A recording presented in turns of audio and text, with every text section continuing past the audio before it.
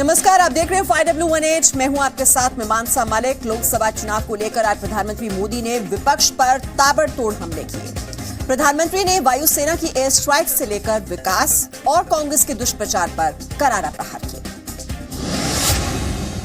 Air strike को लेकर PM Modi का विपक्ष पर हमला। विपक्ष को सेना पर विश्वास नहीं है। ओडिशा के कोरापुट में बोले पीएम, देश से गद्दारी करने वाले बौखलाए। आज पीएम मोदी ने कहा, पाकिस्तान लाशें गिन रहा है, विपक्ष सबूत मांग रहा है। बीजेपी अध्यक्ष अमित शाह ने पश्चिम बंगाल में 23 सीटें जीतने का दावा किया। अमित शाह ने कहा, ममता सरकार में पश्चिम बंगाल की कानून व्यवस्था ध्वस्त। अमित शाह ने कहा, बंगाली संस्कृति की बात करने वाली ममता लोगों पर उर्दू थोप रही हैं। आज प्रधानमंत्री मोदी ने पहले ओडिशा और फिर तेलंगाना में विरोधियों पर जमकर हमला किया। पीएम ने वायुसेना पर सवाल उठाने वालों को जवाब दिया। पीएम ने कहा, पाकिस्तान लाशें गिन रहा है और विपक्ष सबूत मांग रहा है। जब भारत आतंकियों पर कार्रवाई करता है, उन्हें घर में घुसकर मारता है, तो भी ये लोग सबूत मांगते हैं। 1 महीना हो गया पाकिस्तान लाशें गिनने में लगा हुआ है और ये सबूत मांग रहे हैं कि अब तुष्टीकरण के लिए आतंकियों की जात पात, पंथ, मत, संप्रदाय ये अब नहीं देखा जाता है। वहीं बीजेपी अध्यक्ष अमित शाह ने पश्चिम बंगाल के अलीपुरद्वार में कानून व्यवस्था को लेकर ममता सरकार को घेरा। बंगाल के अंदर तृणमूल कांग्रेस ने लोकतंत्र को समाप्त करने का काम किया। मित्रों, तृणमूल कांग्रेस को जमीन के अंदर से मूल समेत उखाड़ कर फेंकने का एक मौका आया है। के अंदर उर्दू भाषा को थोपने का काम, बंगाली संस्कृति की बात करने वाली ममता दीदी, जहां एक भी उर्दू बच्चा नहीं है, वहां उर्दू शिक्षकों की भर्ती कर रही है। समझौता ब्लास्ट फैसले को लेकर बीजेपी ने कांग्रेस पर बड़ा आरोप लगाया है। वित्त मंत्री अरुण जेटली ने कहा है कि कांग्रेस ने वोट के लिए हिंदू आतंकवाद की साजिश रची। समझौता ब्लास्ट केस में बीजेपी ने कांग्रेस पर लगाया आरोप। जेटली ने कहा, वोट के लिए कांग्रेस ने हिंदू आतंकवाद की साजिश रची। दिल्ली में जेटली ने कहा, समझौता केस पर कोर्ट के फैसले ने कांग्रेस के हिंदू आतंकवाद का पर्दाफाश किया। कल समझौता ब्लास्ट केस में स्पेशल कोर्ट ने एनआईए की जांच पर सवाल उठाए थे। अरुण जेटली ने कहा, कांग्रेस हिंदू आतंकवाद के फॉर्मूले को साबित करना चाहती थी, इसीलिए जांच सही ढंग से नहीं हो पाई। स्पेशल कोर्ट के जज ने कहा था कि सबूतों के अभाव में आतंकवाद का एक केस अनसुलझा रह गया। समझौता ब्लास्ट केस के 8 आरोपियों में स्वामी असीमानंद, लोकेश शर्मा, कमल चौहान और राजेंद्र चौधरी को बरी किया गया है। समझौता ब्लास्ट फैसले पर बीजेपी ने कांग्रेस पर बड़ा हमला बोला है।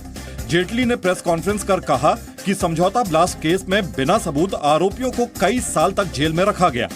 कांग्रेस के शासनकाल में असली गुनहगार बच गए।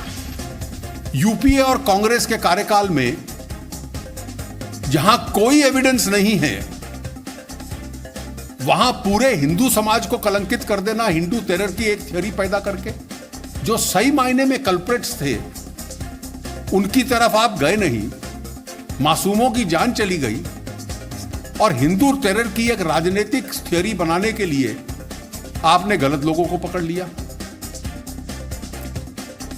2019 के लोकसभा चुनाव और एयर स्ट्राइक पर सबूत मांगने वाले गैंग को आज गृह मंत्री ने जवाब दिया है। जी न्यूज के एडिटर सुधीर चौधरी के सवालों पर राजनाथ सिंह ने देश के हर मुद्दे पर अपनी राय रखी।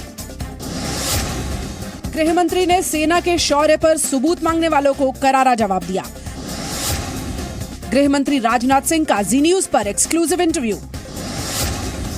जी न्यूज पर शाम 7 बजे देश के सवालों का जवाब देंगे गृह मंत्री राजनाथ सिंह।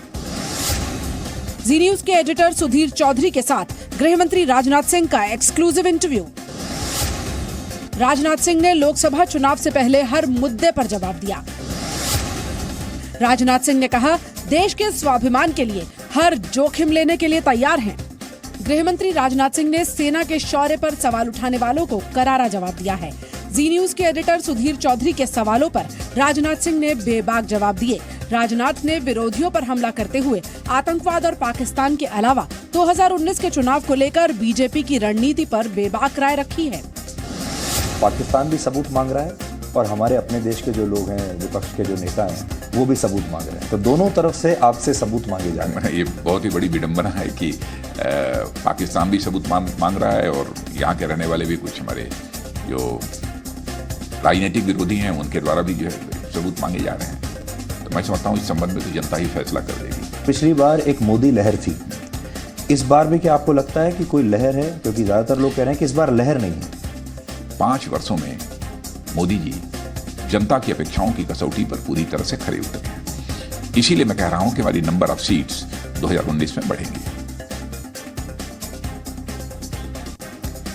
और बिहार में सीटों के बंटवारे को लेकर महागठबंधन के घमासान पर विराम लग गया है। आज महागठबंधन ने सीटों के बंटवारे के साथ कई उम्मीदवारों का भी ऐलान किया। बिहार में महागठबंधन के बीच सीट बंटवारे को लेकर चल रहा विवाद सुलझा, उम्मीदवारों का ऐलान हुआ। बिहार में आरजेडी 19, कांग्रेस 9, कुशवाहा की पार्टी 5, जबकि मांझी की पार्टी 3 सीटों पर लड़ेगी। महागठबंधन की मौजूदगी में तेजस्वी यादव ने सीटों का ऐलान किया।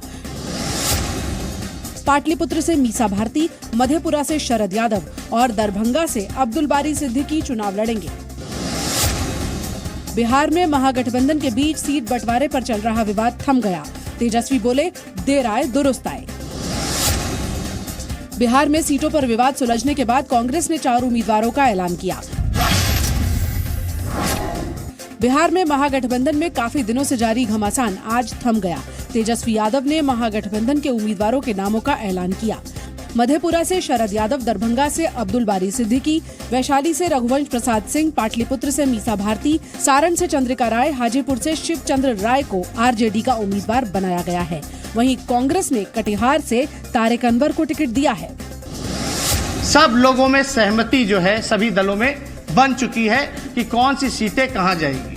एज अ गुड गेस्चर हम लोग जो है CPI-ML को ये सीट जो है आरा की वो हम देने का काम कर रहे हैं। हम बताना चाहते हैं कि देर आए हैं दुरुस्त आए हैं। प्रधानमंत्री ने जब कहा था कि ये महागठबंधन नहीं, तो मैंने कहा महाठगबंधन है। प्रधानमंत्री ने कहा था ये महामिलावट, ये मिलावट स्वार्थों का है।